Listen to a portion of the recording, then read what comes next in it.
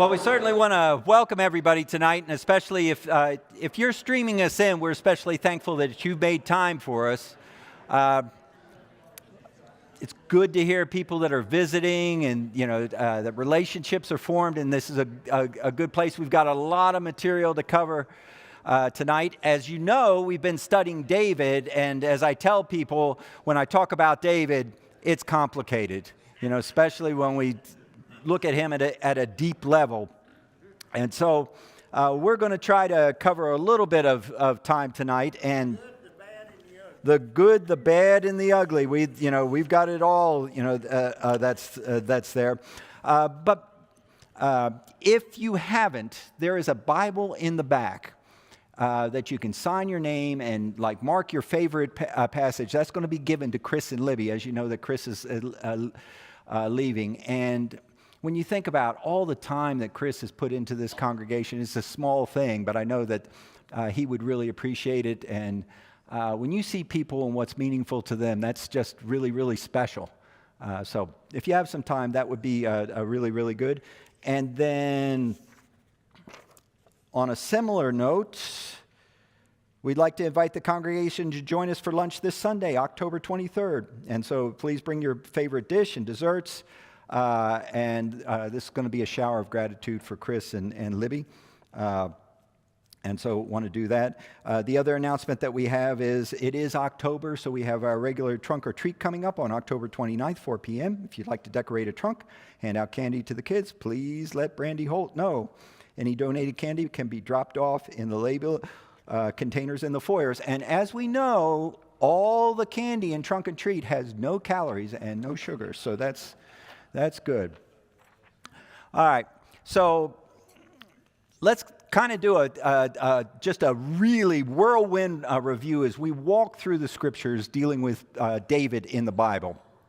And we started out, we talked about Saul and kings and getting what you wanted and people complaining, and it was just a really mess. And Samuel said, okay, we're going to give you what you want, but I'm going to tell you it's a bad thing. And he does, and he warns the people, and the people said, please, don't hurt us. And God says, you will have a king.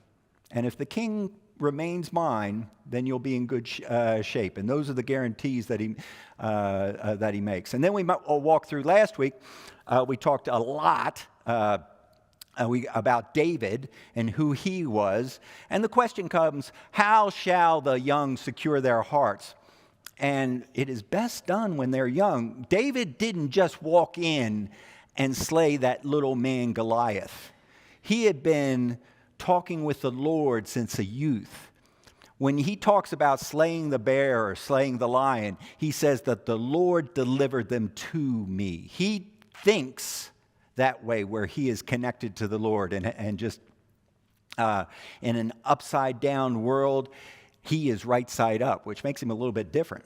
And so we talked about how he approached the battle with Goliath, and everybody is fearful, and he doesn't understand it.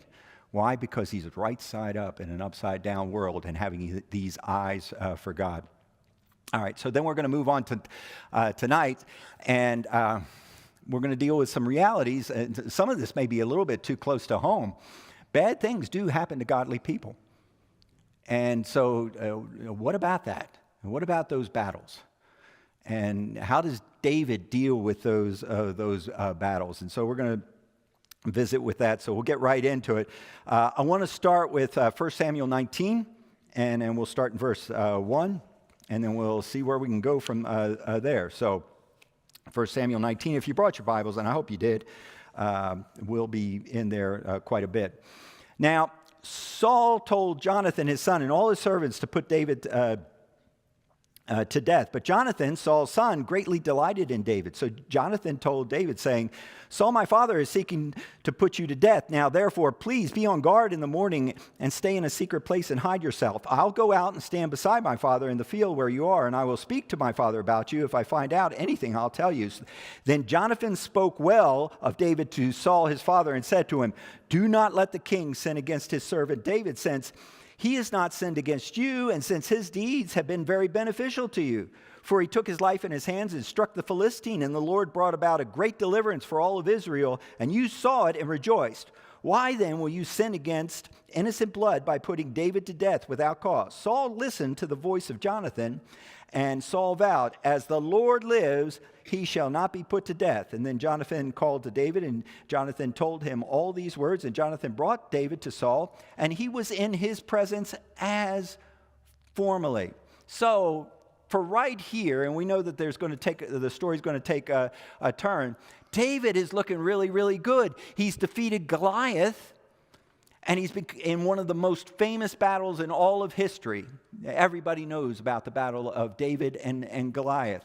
He's secured a close friendship with the king's son, Jonathan, and that's no small thing either. He enjoys the praises of the people where they sing to him in terms and exalt to him about being king. He's gone from a sheep herder to a commander of 1,000. He's married the king's daughter in a process where Saul just sent him on a suicide mission, and David says, "I don't think that's enough. I want to do twice that," and he does. And so gains the king's daughter. His military victories are epic and well known among his enemies and all of Israel, and he's becoming a household word. And it appears that things are getting better and better and better. So David has a lot of support. When you look at David right now, he's got job accomplishment. He has a wife who loves him. He has a good friend. He has fame. And he has the favor of all those around him. But let's read on. So in verse 8, when there was war again, David went out and fought with the Philistines and defeated them with a great slaughter, so that they fled before him. And now there was an evil spirit from the Lord on Saul as he was sitting in the house with his spear in his hand. And David was playing the harp with his hand. So Saul tried to pin David to the wall with the spear, but he slipped away out of Saul's presence, so that he struck the spear into the wall, and David fled and escaped that night. Verse 11. And then Saul sent messengers to David's house to watch him in order to put him to death in the morning. But Michal, David's wife, told him, saying, "If you do not save your life tonight, tomorrow you will be put to death." So Michal let David down through a window, and he went out and he fled. And Michal took the household idols and laid it on her bed. And when Saul sent messengers to David, he said, "He is sick." Then Saul sent a messenger to see David, saying, "Bring him up to me, so that I may put him to death." And when the messengers entered, and behold, the household idol was on the bed with a quilt of goat's hair as his head. So Saul said to Michal, "Why have you deceived me like this, and let my enemy go, so that he has escaped?" And Michal said to Saul, "He has said to me, 'Let me go.' Why should I be put to death?" And so all of a sudden, David is just put out again. Not only is he put out, but he's taken away from his family. And when you talk about support systems, that's one of them that, well, at least for me, that is one of them that I depend on a lot. And maybe you do too. I lean on my family. They're there for me. They complete me. As a matter of fact, I'm not, for those of you that know my wife, wow, I'm just half the person without her. And so David is being separated from that. We're going to go through a couple of more scriptures, but things are going to get worse. So in 1 Samuel 19 and 18. And so now David, and this will be smaller, now David fled and escaped and came to Samuel at Ramah and told him all that Saul had done. And he and Samuel went and stayed in Naioth, and it was told to Saul, saying, "Behold, David is at Naioth in Ramah." If there's anybody, that could maybe match David in terms of having a heart for God, it's probably Samuel. This is a kindred spirit. It's a spiritual advisor. He's a judge. He's a priest. He's a man after God's own heart in his own right. And so David's saying, okay, I need some counsel. I need some support. Moving on into verse 22. Then Saul himself, went to Ramah and came as far as the large well that is in Seku, and he asked and said, "Where are Samuel and David?" And someone said, "Behold, they are at Naioth." And then David fled from Naioth in Ramah and came and said to Jonathan, "What have I done? What is my iniquity? And what is my sin before your father that he is seeking my life?" And so David is chased away from his spiritual advisor. So who does he go to? He goes to his good friend. David's needing support. And so far he hasn't been able to find it.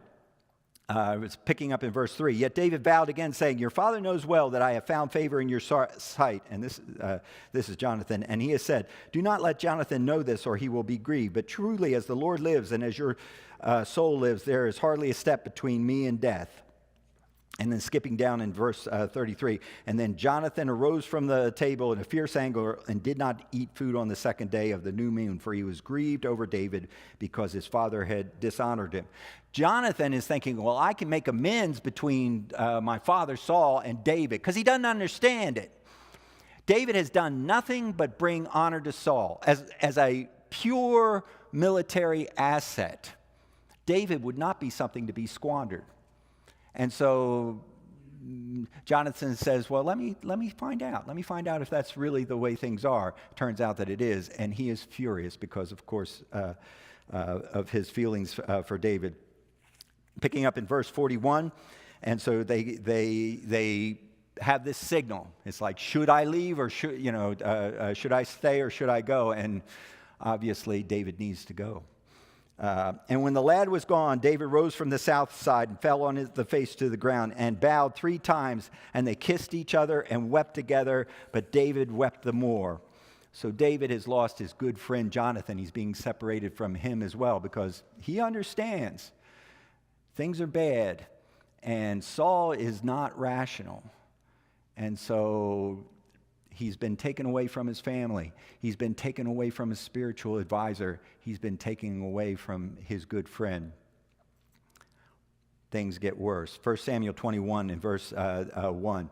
So David is on the run, and he's with his men, and he's trying to figure out, okay, I've got to put this together. I've got to come up with some supplies. And so then David came to Nob, to Ahimelech the priest, and Ahimelech came trembling to meet David and said to him, "Why are you alone and no one with you?"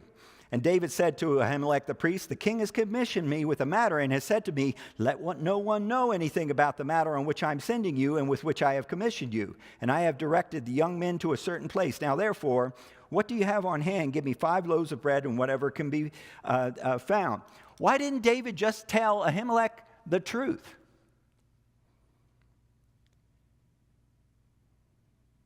What would happen to Ahimelech if Saul found out that he was harboring or giving aid to David and that he knew that he was doing that?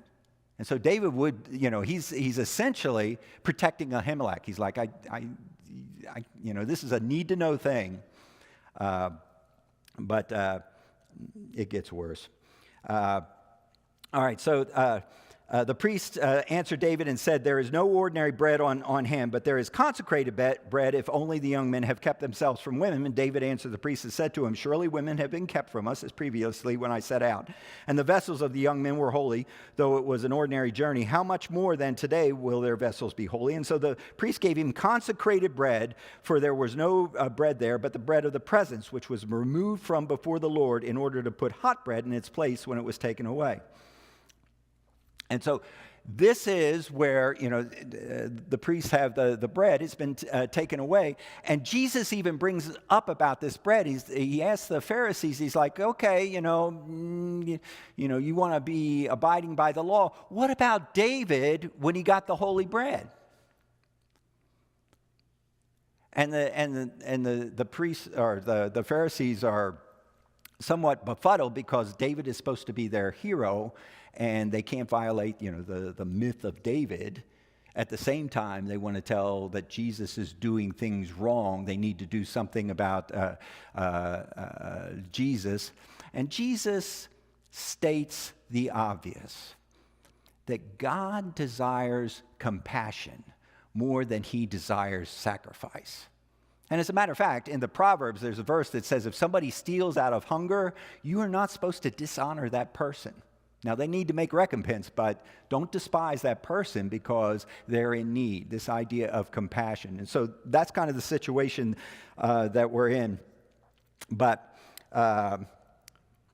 verse 7, now one of the servants of Saul was that day detained before the Lord, and his name was Doeg the Edomite, the chief of Saul's shepherds.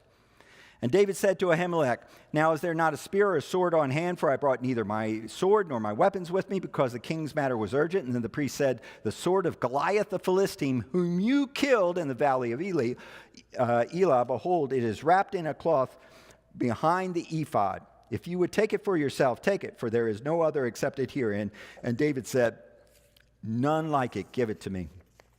And so David gets, sustenance from there, and he gets the bread from there, and he gets this compassion from the priest of Nob, and then he moves on. But as you might expect, the story continues. And so David is on the run. He's got no place to go. He's trying to find some kind of sanctuary within his country, but he can't. And so he ends up going to the place where you would think that he would not go, and that is to the Philistines. So we're going to pick up in 1 Samuel 21, 10 and 11, and this is really an interesting passage, and I did a cutting from it, but I want to get just another little piece of it because I think it makes a point. All right, so 1 Samuel 21 and verse 10. And David rose and fled that day from Saul and went to Achish the king of Gath. Now, where have we heard Gath before? Goliath, right. Goliath is from Gath. Do you think they might have heard of David? Probably. And the servants of Achish said, is not this David the king of the land? Do they not sing to one another of him in dances? Saul has struck down his thousands and David his 10,000s. Do you think he's going to be a welcome visitor in this land? No. And so here we see a place where, before we have the fame of David is spread everywhere. Saul has slain his thousands. David has slain his 10,000. It's kind of come back to bite David a little bit, picking up in verse 12. And David took these words to heart and was much afraid of Achish, the king of Gath. So he changed his behavior before them and pretended to be insane in their hands and made marks on the door of the gate and let his spittle run down his beard. And then Achish said to his servants, behold, you see the man is mad. Why then have you brought him to me? Do I lack madmen that you have brought this fellow to behave as a madman in my presence? Shall this fellow come into my house? And I think he was talking about his courtiers. He's like, I got enough crazy people. I don't need this kind of crazy people. But from what we know from David, think about this. Is he the kind of guy that you would just expect to feign being crazy? He really isn't. David likes to be who he is. And now he's being who he isn't in order to preserve his life. And so he has to say, I'm going to just say I've lost my sanity. Let drool run down my face, scratch on the door. This is David the king. David's kind of in a bad way. He's lost support. He's lost his friends. He's lost his wife. He's lost his spiritual advisor. And just when you think things can't get worse, they do. Picking up in 1 Samuel 22 and verse 11. And so then the king sent someone to summon Ahimelech the priest. Remember, Ahimelech the priest was a Nob, the son of Ahitub. And all the father's household, the priests who were in Nob, and all of them came to the king. And Saul said, listen now, son of Ahitub. And he answered, here I am, my lord. And Saul then said to them, why have you and the son of Jesse conspired against me in that you have given him bread and a sword and have inquired of God for him so that he would rise up against me by lying in ambush as it is this day? How did he know? Yeah, there was that dog hiding there. And then, and so David, the very thing that David was trying to prevent has happened anyway.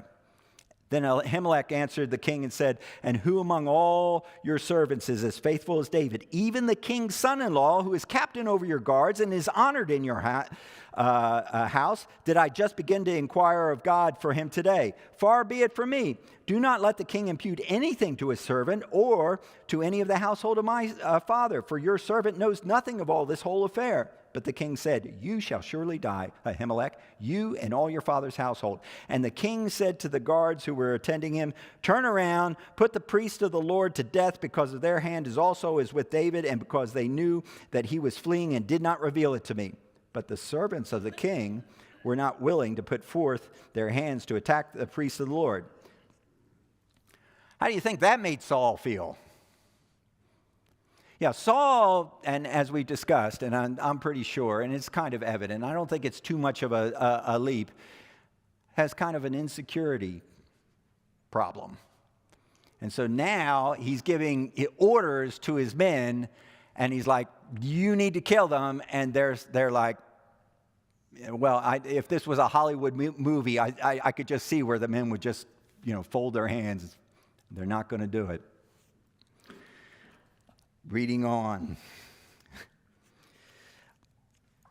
Then the king said to Dog, you turn around and attack the priest. And Dog the Edomite turned around and attacked the priest, and he killed that day 85 men who wore the linen ephod. And he struck Nob, the city of the priest, with the edge of the sword, both men and women, children and infants, also oxen, donkeys, sheep. He struck down with the edge of the sword. But one son of Ahimelech, the son Atab, named Abiathar, escaped and fled after David. And Abiathar told David that Saul had killed the priest of the Lord. How do you think David felt?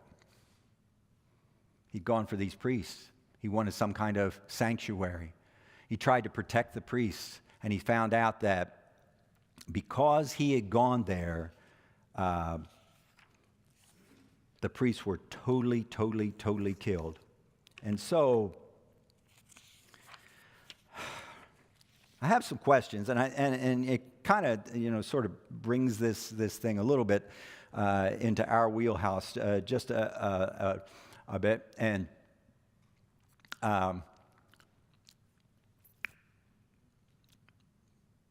when you're thinking about this, and I try to relate it, and I'm not sure that I really can because I'm not David, and I don't live that big life, but I do have struggles, and I know I lean on stuff. I lean on a lot of things. And so my questions are, what would you be thinking if fierce, bloodthirsty men wanted to kill you, and they're coming to your house for that purpose? What would that do to you? What would that do to your faith? If people were coming to your house, bloodthirsty men, you knew it, you had to flee, your family, your wife, what would that do to you? How would that make you feel? It put a hole in my heart. Yeah, but he had shown such bravery when he was just a young man. Well, yeah, so, he maybe he's bigger than that. Filled with some kind of spirit that he knew. Well, I also feel like he's up against the king. He is up against the king, but you're right. He's filled with the Spirit of the Lord, so maybe he's not. I'm a big leaner. Maybe I'm leaning heavier on that than David does, and maybe his leaning is on God more than what mine is. Does this go back to the time? Did Saul become jealous of David then as a result of him slaying Goliath? Oh, absolutely. Well, it's not only So he actually liked Goliath, but then the people started singing that Saul had slain his thousands and kings 10,000s.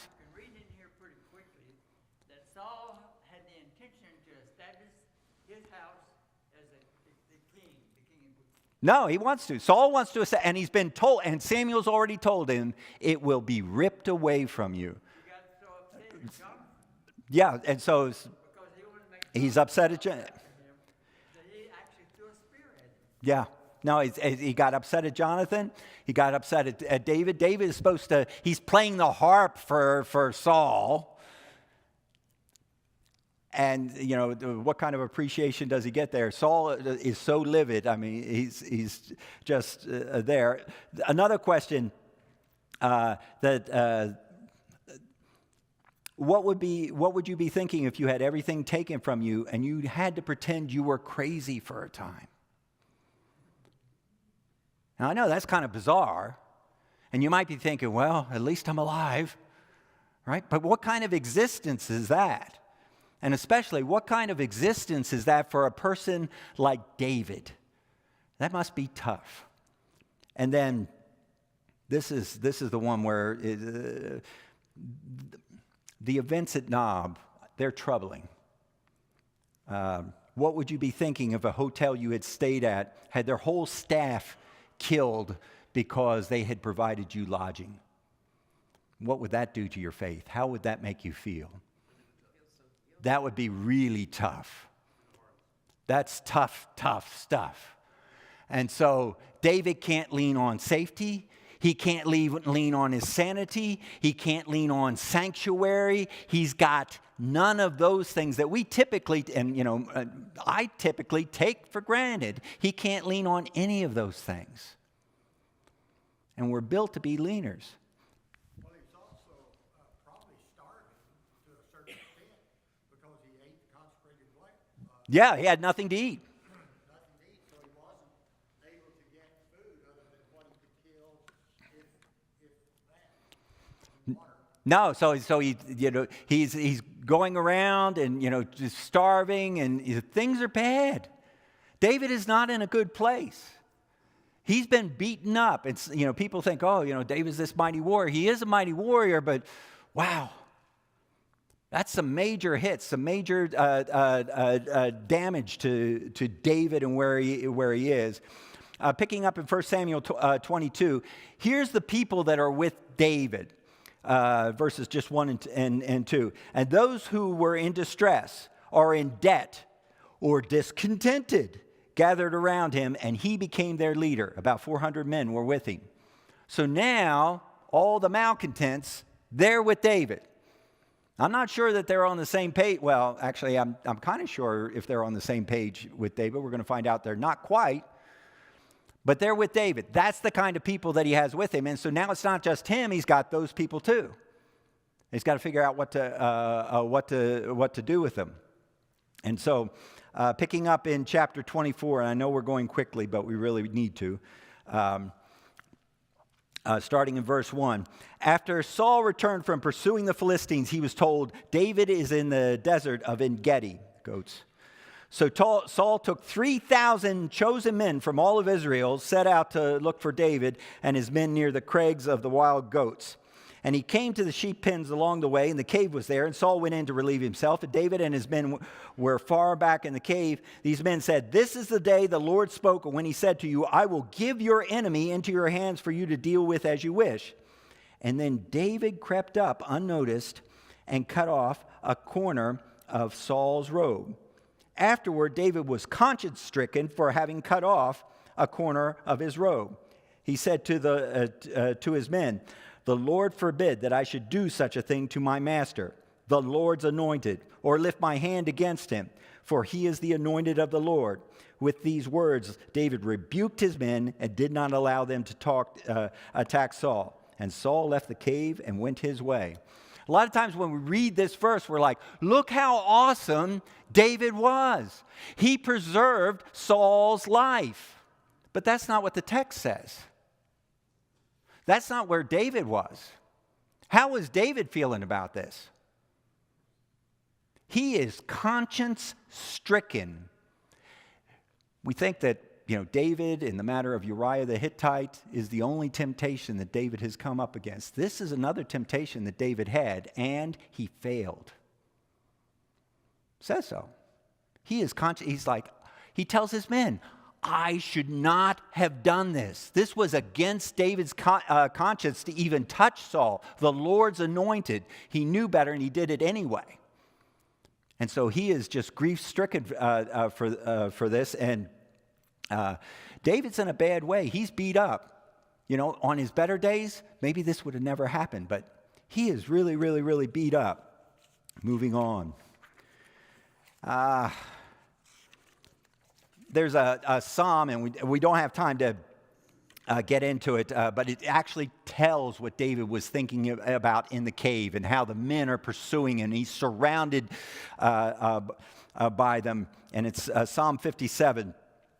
And it has all of that description, but it ends with this. Listen to this. My heart is steadfast. Oh God, my heart is steadfast. I will sing and make music. Awake my soul, awake harp and lyre.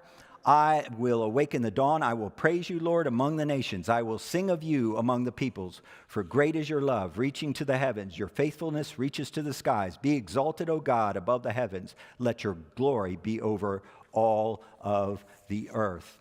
And so even in the dark places, we see that David has some place to lean. And he does trust after God. And he is a man after God's own heart. I'm not sure that I'm there with David. I'm trying. I'm trying to get better. And I know that we all lean on things and things get taken away and we get beat up and we're just beat up with life and we need to strengthen ourselves. Absolutely. And we need to trust on the Lord. But if we're not trusting on the Lord, if we have anything that we're leaning on that's not the Lord, that can be taken away from us. And things can get tough and things can get worse. All right, moving on to chapter 25. This is another temptation of David that's not really talked about a whole awful lot. David is on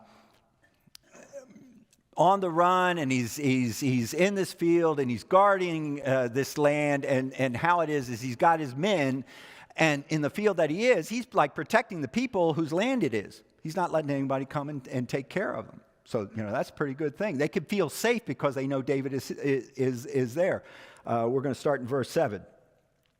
Now that it is sheep shearing time, when your shepherds were with us, we did not mistreat them, and the whole time they were at Carmel, nothing of theirs was missing. Ask your servants, and they will tell you. Therefore, be favorable toward my young men. Since we come at a festive time, please give your servants and your son David whatever you can find for them.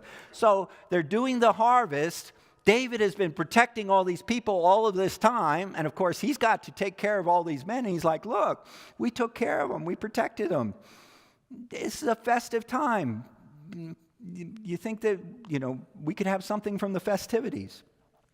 All right, verse 9. And when David's men arrived, they gave Nabal this message in David's name, and then they waited. Nabal answered David's servants, who is this David? Who is this son of Jesse? Many servants are breaking away from their masters these days.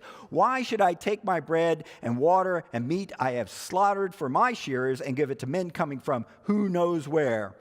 And David's men turned around and went back, and when they arrived, they reported every word. And David said to his men, put on your swords. So they put on their swords, and David put on his. So here we got David, and he is incensed. He can't believe that somebody would actually do this. And maybe if this was a Western, it would be something like, men, strap on your swords. We got some killing to do. This is kind of how David's thinking. He's like, okay, we were nice, but not any longer. Okay, let's read on. Verse 14. One of the servants told Nabal's wife, Abigail, David sent messengers from the desert to give our master his greeting, but he hurled insults at them. Yet these men were very good to us. They did not mistreat us. Skipping down to verse 18, Abigail lost no time. She took 200 loaves of bread and all sorts of other things. Verse 20, and she came riding her... in verse 19, then she told her servants, go on ahead, I'll follow you. But she did not tell her husband Nabal. And she came riding her donkey into the mountain ravine. There were David and his men descending toward her, and she met them.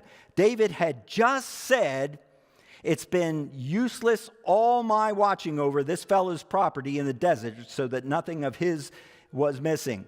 He has paid me back evil for good. May God deal with David, be it ever so severely, if by morning I leave alive one male of all who belong to him. And when Abigail saw David, she quickly got off her donkey and bowed down before David with her head to the ground. She fell at his feet and said, "My lord, let the blame be on me alone. Please let your servant speak to you. Hear what your servant has to say. May my lord pay no attention to this wicked man Nabal. He is just like his name is, fool, and folly goes with him. But as for me, your servant, I did not see the men. Now, since the Lord has kept you, my master, from bloodshed, from avenging yourself with your own hands, as surely as the Lord lives and as you live, may your enemies and all who intend to harm my master be like Nabal. And let this gift which your servant has brought to my master be given to you who follow you. Please forgive my servant's offense." And skipping down, David said to Abigail, "Praise be to the Lord, the God of Israel, who has sent you today to meet me. May you be blessed for your good judgment, for keeping me from bloodshed this day and from avenging myself with my own hands. Otherwise, as surely as the Lord, the God of Israel lives, who has kept me from harming you, if you had not come quickly to meet me, not one male belonging to Nabal would have been alive." And then David accepted that. And when Abigail went to Nabal, he was in the house holding a banquet like that of the king. We're in verse 36. He was in high spirits and very drunk.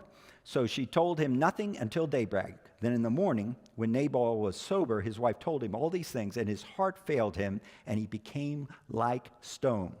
About 10 days later, the Lord struck Nabal, and he died. When my kids were young, I would tell them the story of Nabal, and maybe not quite so graphically, but I would tell them it's like Nabal died from moping, So he's like, he found out this, he's like moping around, and then he died. Would David have killed Nabal and all of his men? Yeah, he absolutely would have. But Abigail came and he said, "Listen, you don't have innocent blood on your hands. We know that you're going to be king. You don't want to be a king with innocent blood on your hands." And what does David do? He listens. He says, "If you had not come."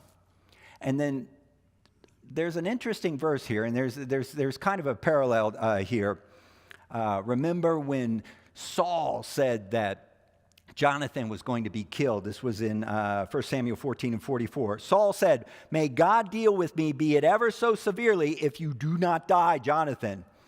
And what does David say in 1 Samuel 25:22? "May God deal with David, be it ever so severely, if by morning I leave alive one male of all who belong to me." In both cases, we see them saying, we're going to shed innocent blood. What's the difference?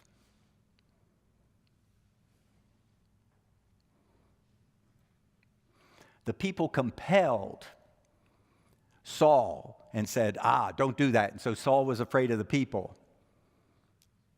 Abigail is not the people. She is not a military force. How does she compel David? She says, "We know you are the Lord's anointed. Why would you shed innocent blood?" And David says, "That's right. I get it." This is another temptation of David where he failed. He was going to, kill all the people that belong there. Who was Saul's biggest enemy? Saul. Who was David's biggest enemy? David. Who is our biggest enemy? We are. So I think we need to take heart, listen. Listen for the word of the Lord. Now, where do we get that? We get that in the Scripture. We get that in Bible. We get that from each other where we're trying to encourage each other. And especially, and this is really, really hard to turn off when you've got the rage of anger. That is not your high-profile listening time. And I know this, and I've made mistakes there. But I also know that's what God wants. He doesn't want us hurting other people, even when we're hurting, even when we can't lean on the things that we could lean on, even when it's unfair. God wants us to listen to him. Thank you.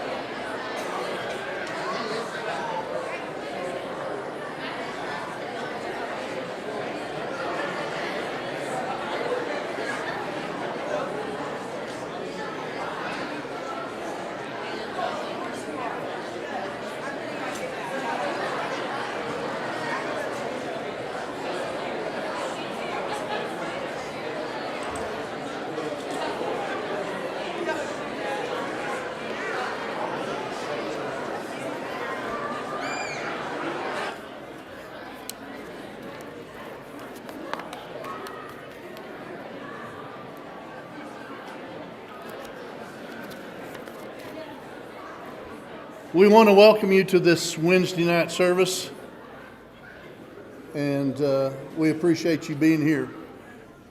So, let us sing. O thou fount of every blessing, to my heart to sing thy grace. Streams of mercy never ceasing, call for songs of loudest praise.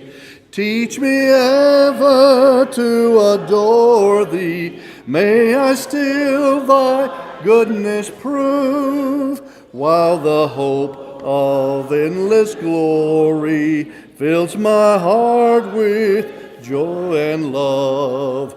Oh, to grace, how great a debtor daily I'm constrained to be. Let the goodness, like a fetter, find my wandering heart to thee. Never let me wander from thee, never leave the God I love. Here's my heart, oh, take and seal it for thy courts above.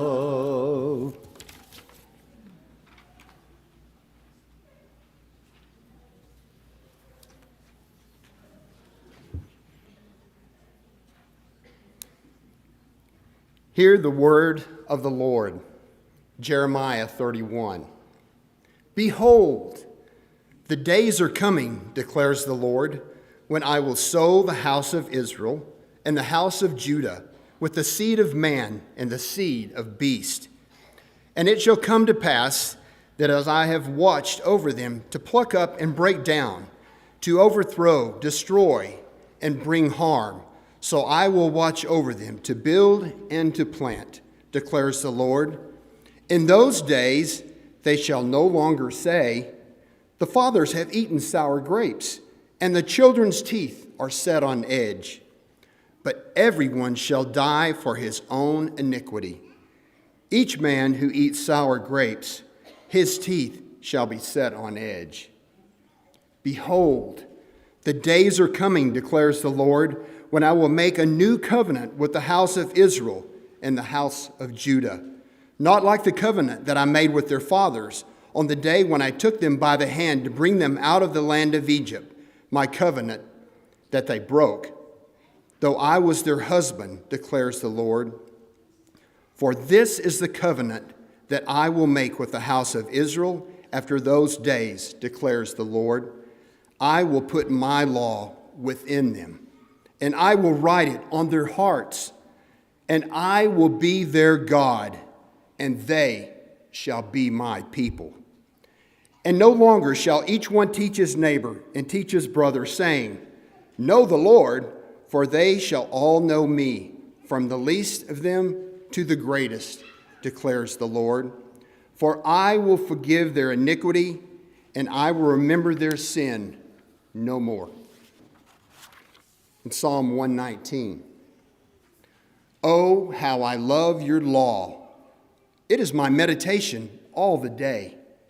Your commandment makes me wiser than my enemies, for it is ever with me. I have more understanding than all my teachers, for your testimonies are my meditation. I understand more than the aged, for I keep your precepts. I hold back my feet from every evil way in order to keep your word. I do not turn aside from your rules, for you have taught me. How sweet are your words to my taste, sweeter than honey to my mouth. Through your precepts I get understanding, therefore I hate every false way. 2 Timothy 3. But as for you, continue in what you have learned and have firmly believed, knowing from whom you learned it, and how from your childhood you have been acquainted with the sacred writings, which are able to make you wise for salvation through faith in Jesus Christ. All Scripture is breathed out by God and profitable for teaching, for reproof, for correction, and for training in righteousness, that the man of God may be complete, equipped for every good work. I charge you in the presence of God and of Christ Jesus, who is to judge the living and the dead, and by his appearing and his kingdom, preach the word. Be ready in season and out of season. Reprove, rebuke, and exhort with complete patience and teaching. For the time is coming when people will not endure sound teaching, but having itching ears, they will accumulate for themselves teachers to suit their own passions, and will turn away from listening to the truth and wander off into myths. As for you, always be sober-minded, endure suffering, do the work of an evangelist, fulfill your ministry. And in Luke 18, and he told them a parable to the effect that they ought to always to pray and not lose heart. He said, in a certain city there was a judge who neither feared God nor respected man. And there was a widow in that city who kept coming to him, saying, give me justice against my adversary.